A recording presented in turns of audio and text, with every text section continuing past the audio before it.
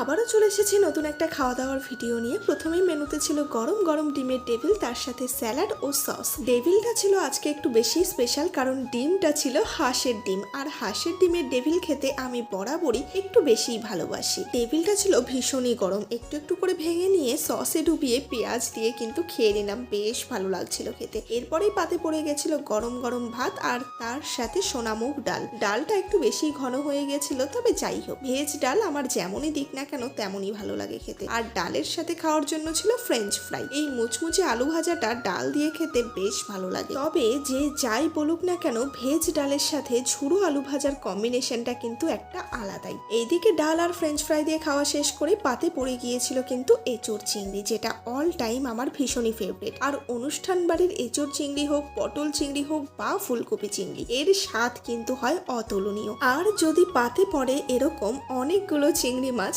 তাহলে তো পুরো সোনায় সোহাগা। বেশি করে ভাত মেখে নিয়েছি, কারণ এঁচোড় চিংড়িটা খেতে আমি ভীষণই ভালোবাসি। আর এরপরেই ছিল ফ্রাইড রাইস আর তার সাথে চিকেন কষা। এই দুটো কম্বিনেশনও আমার খুবই ফেভারিট একটা কম্বিনেশন। আর দেখো, আমার পাতে কিন্তু বেছে বেছে পড়েছে একটা লেগ পিস। বেশ কয়েকদিন ধরে আমার রাশিটা একটু ভালোই যাচ্ছে। অনুষ্ঠান বাড়িতে গেলে লেগ পিসটা পাতে পড়াটা একটা ম্যান্ডেটরি ব্যাপার হয়ে গেছে। হয়তো ভিডিও করছি বলে একটু ভালোবেসে দিয়ে যায় আর কি। ধর, মজা করলাম। ফ্রাইড রাইস চিকেন কষা খাওয়া শেষ করতে না করতেই এইদিকে চাটনি, পাঁপড়, অনেক কিছুই চলে এসেছিল। তবে এসব খেতে আমার আজকে মোটেই ইচ্ছে করছিল না, তাই ধীরে সুস্থে চিকেন কষা আর ফ্রাইড রাইসটা বেশ তৃপ্তি করে খেলাম, আর অপেক্ষা করছিলাম এই জিনিসটা জন্য। ব্যাস, শেষ পাতে নলেন গুড়ের মিষ্টি দিয়েই আজকের ভুরি ভোজটা কমপ্লিট করলাম।